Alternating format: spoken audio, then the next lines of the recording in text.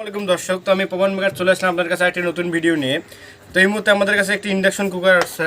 এটা হলো আপনার কিয়াম কোম্পানির ইন্ডাকশন কুকার। তো এটার প্রবলেমটা কি এটা একটু দেখে নেব আমরা। তো ফার্স্টে আমরা এখানে পাওয়ার দিলাম, তো পাওয়ার দেওয়ার সঙ্গে সঙ্গে পাওয়ার দেখেন চলে আসছে। এখন যদি আমরা অন করি তো অন হয়েছে। এখন ফাংশনে প্রেস করলাম, দেখেন 2000 ওয়াট দেখাচ্ছে আর প্লাস E2 দেখাচ্ছে, অর্থাৎ ইউরো দেখাচ্ছে E2। আর এটা কোনো রকম গরম হচ্ছে না। যদি এখানে পাতিল আমরা দেই, যদি এখানে কোনো পাতিল নেই, দেখেন সে পাতিলেও কোনো রকম গরম হচ্ছে না। তো এটা কী কারণে হয় সেটা সমাধান আজকে আমরা দেখব। তো আর কথা বাড়াবো না, চলুন আমাদের ভিডিও শুরু করা যাক।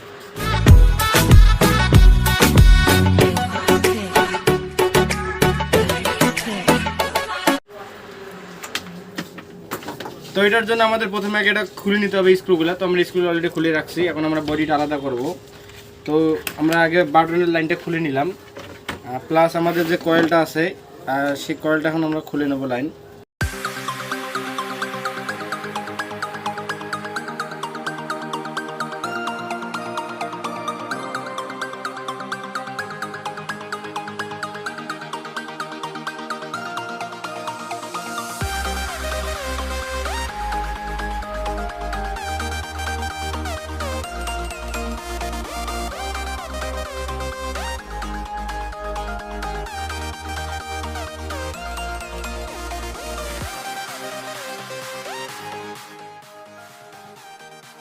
এই E2 সমস্যাটা কি কারণে আসে এটা অনেকে জানে না। E2 আসে হাই ভোল্টেজের জন্য।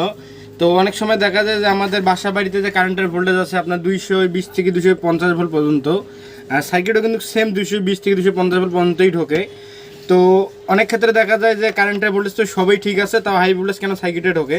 তো হাই ভোল্টেজ সার্কিটে ঢোকে একটি রেজিস্টারের কারণে, অর্থাৎ মনে করেন যখন আপনার আইজিবিডিতে যখন সেন্স পাঠায়, যে আপনার মাইক্রো কন্ট্রোলার আইসি থেকে আইজিবিডিতে সেন্স পাঠায় একটি রেজিস্টার দ্বারা।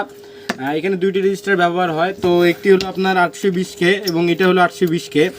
তো E1 সমস্যা যেটা আসে, E1 সমস্যা কোথা থেকে আসে যদি বলি আপনাদের, যে আইজিবিটি যে আউট যে গেটটা আছে এই গেটটার সঙ্গে একটা রেজিস্টার লাগানো আছে। এটা হলো আপনার E1 এবং E0 কাজ করে আপনাদের 820টা। আর আমাদের যে সুপার কয়েল আর যদি আমাদের যে ক্যাপাসিটিটা আছে 0.3 মাইক্রোফ্যারাড যে ক্যাপাসিটিটা আছে, তো এটি এখান থেকে একটা রেজিস্টার গেছে 820K। এই 820Kটা কাজ করে E2-র ক্ষেত্রে। তো আমরা এই 820Kটা খুলে ফেলবো, যেটা আমাদের যদি দেখাই আমাদের যে ক্যাপাসিটার লাইনের সঙ্গে যে রেজিস্টারটা আছে, তো আমাদের এই যে ক্যাপাসিটারের লাইন এটা, তো এখানে একটি রেজিস্টার লাগানো আছে, সেটা আমরা আগে খুলে নেব।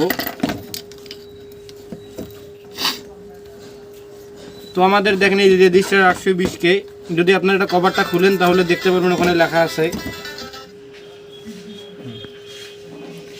তো এখানে দেখতেছেন একটি 820K রেজিস্টার ছিল, এটা 1 ওয়াট, এটা আমরা খুলে নিয়েছি। তো আমরা সেম ক্যাটাগরিতে এই 820K রেজিস্টারটা এখানে লাগাবো। তো যেভাবে খুলেছিলাম ঠিক সেভাবে আমরা এখানে বসে দেবো। বসে দিলে আমাদের কাজ ইনশাল্লাহ হয়ে যাবে।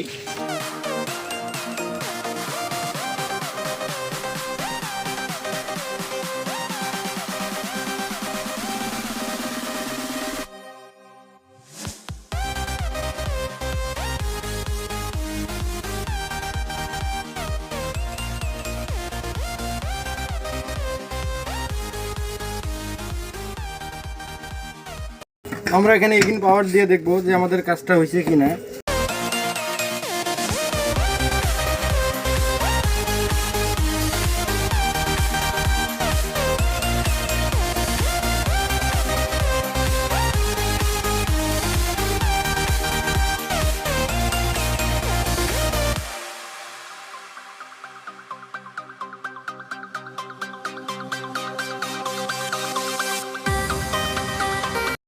পাওয়ার দেবো, এখন পাওয়ার দিলে আমাদের জানা মতো কাজটা কমপ্লিট হয়ে গেছে।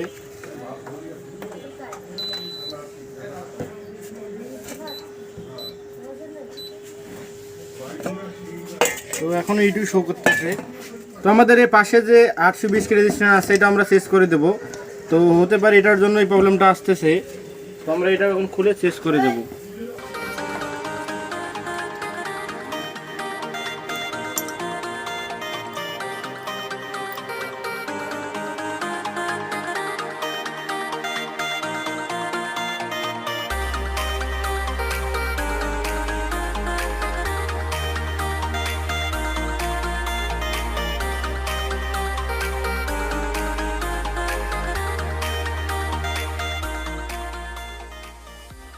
সেগুলো চেঞ্জ করেছি। তো এখন আমরা কয়েলটার নাটগুলা স্ক্রু দিয়ে টাইট দেবো। তো কয়েলটা লাগার আগে আমাদের একটা কাজ করতে হবে কি, আমাদের বাটনটা এখানে লাগিয়ে নিতে হবে। তো বাটনটা আমরা লাগাইলাম, প্লাস সেন্সরের লাইনটা এটা খুলে গেছিলো। তো সেন্সরের লাইন লাগা কমপ্লিট। এখন এটা টাইট দিয়ে দেখবো যে আমাদের কাজটা ওকে হয়েছে কিনা।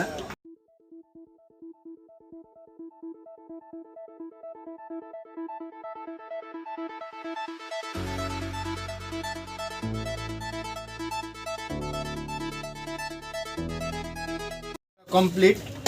তো এখন আমরা এখানে পাওয়ার দিয়ে দেখবো যে এটাতে কাজ হয় কিনা। তো আমরা এখানে পাওয়ার দেবো এখন। তো আমরা পাওয়ার দিলাম, তো অলরেডি চলে আসছে। প্লাস এখন আমরা অন করলাম, একটা পাতিল বসিয়ে দিলাম, ফাংশনে প্রেস করলাম। তো দেখবো এখন গরম হয় কিনা। তো এখন দেখেন E0 দেখাচ্ছে, এই যে গরম হওয়া শুরু হয়ে গেছে। তো আপনারাও চাইলে ঠিক এভাবে বাসায় নিজেরাই ইন্ডাকশন কুকার মেরামত করতে পারেন। তো আমাদের ভিডিও যদি ভালো লাগে থাকে আমাদের চ্যানেলকে লাইক, কমেন্ট এবং সাবস্ক্রাইব শেয়ার করবেন, যাতে আমাদের ভিডিও আপনাদের সহজে পৌঁছতে পারে। তো আজকের মতো আসসালামু আলাইকুম, দেখা হবে নতুন ভিডিওতে।